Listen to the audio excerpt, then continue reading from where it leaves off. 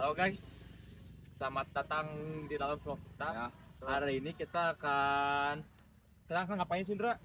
hari ini kita akan mengerjakan tugas besar dari mata kuliah pengantar infrastruktur berkelanjutan. Tepatnya di mana? Enggak? Tempatnya kita di Sumarekon. Ya.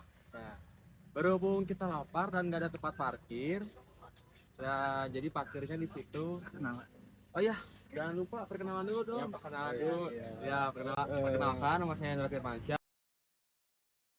dengan NRP 222024 Perkenalkan, nama saya Nur Alam Syakir dan dengan NRP 22 2024 19171. Perkenalkan, nama saya Nur Aprian Angga dengan NRP 22 2024 195. Perkenalkan, nama saya Barana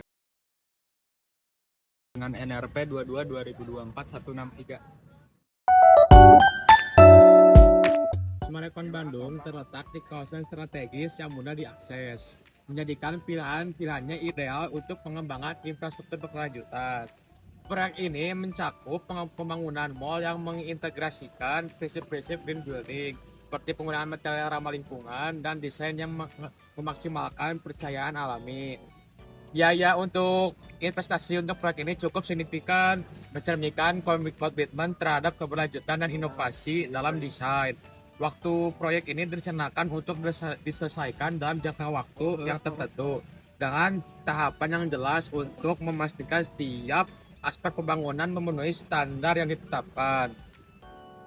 Keunggulan green building di proyek ini dibagi menjadi 3. Yang pertama ada efisiensi energi, penggunaan teknologi hemat energi yang canggih untuk mengurangi konsumsi energi. Yang kedua ada ruang terbuka hijau, penyediaan ruang terbuka hijau yang berfungsi sebagai paru-paru kota, memberikan manfaat bagi lingkungan dan kesehatan masyarakat. Yang ketiga ada sistem pengelolaan air, implementasi sistem pengelolaan air yang efisiensi untuk mengurangi limbah dan memaksimalkan penggunaan sumber daya air. Dengan semua aspek ini, proyek Green Building di Sumarekon Bandung tidak hanya berkontribusi pada keberlanjutan lingkungan, tetapi juga menciptakan pengalaman berbelanja yang lebih baik bagi masyarakat. Mari kita eksplor lebih dalam tentang bagaimana proyek ini dapat menjadi contoh bagi pengembangan infrastruktur berkelanjutan di masa depan.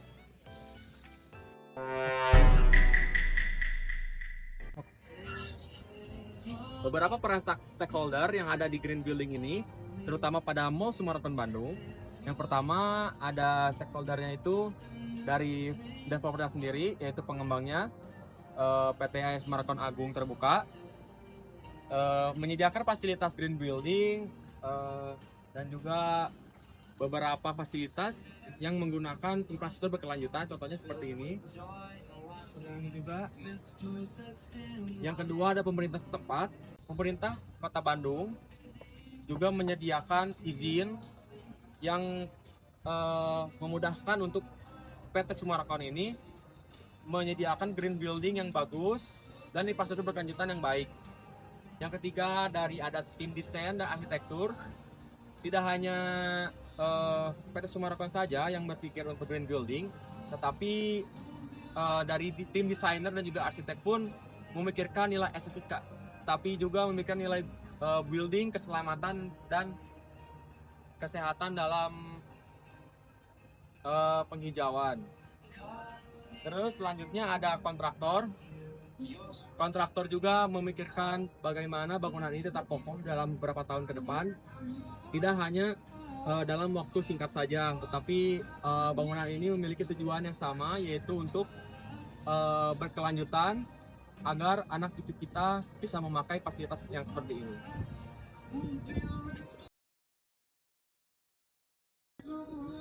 Gue tunjukin Sumarekon yang green building. Jadi, sebuah proyek dapat dikategorikan sebagai infrastruktur berkelanjutan jika memenuhi prinsip-prinsip yang mendukung keseimbangan antara aspek ekonomi, sosial, dan lingkungan. Berikut adalah indikator-indikator untuk mengukur keberlanjutan pada Mall Sumarekon Bandung. Yang pertama, aspek lingkungan, yaitu efisiensi energi. penggunaan teknologi hemat energi seperti pencahayaan LED, sistem HVAC, heating, ventilation, and air conditioning yang efisien, serta pemanfaatan energi terbarukan seperti panel surya. Yang kedua, aspek sosial, aksesibilitas, desain yang inklusif untuk semua kelompok masyarakat termasuk difabel, anak-anak, dan lansia. Kemudian ada aspek yang ketiga yaitu aspek ekonomi, berkelanjutan keuangan seperti desain dan pengoperasian mall yang memastikan pengembalian investasi tanpa mengorbankan prinsip berkelanjutan.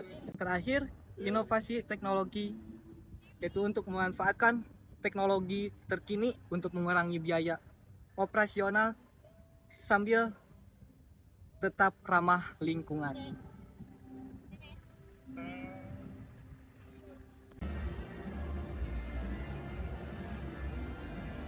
Mall Summarecon Bandung dapat mendukung berbagai tujuan pembangunan berkelanjutan atau SDGs. SDGs yang ketujuh yaitu energi bersih dan terjangkau, implementasi teknologi hemat energi dan pemanfaatan sumber energi terbarukan. Contohnya seperti penggunaan udara di sana dan terdapat panel surya di atas. Kemudian SDGs yang ke-8, pekerjaan layak dan pertumbuhan ekonomi, menciptakan lapangan kerja untuk masyarakat lokal dan mendukung pertumbuhan ekonomi wilayah melalui kolaborasi dengan bisnis lokal seperti sana tempat-tempat perbelanjaan. Kemudian ada SDGs yang ke-9, industri, inovasi, dan infrastruktur, menghadirkan infrastruktur modern yang mendukung berkelanjutan, inovasi, dan pertumbuhan ekonomi. Contohnya infrastruktur modern yang ada di sini seperti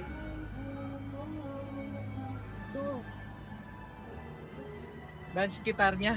Mall Summarecon Bandung dapat menjadi contoh bagaimana pengembangan infrastruktur komersial modern dapat dirancang untuk mendukung berkelanjutan.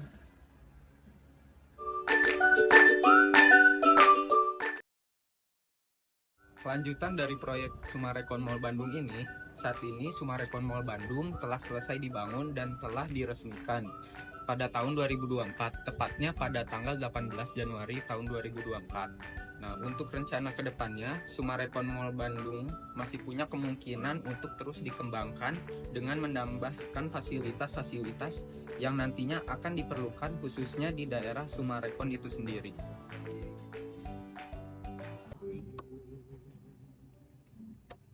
Oke guys, itu sekian dari vlog kami yang tentang Summarecon Mall Bandung yang meliputi ada green building dan mencakup SDGs dan berbagai infrastruktur berkelanjutan lainnya.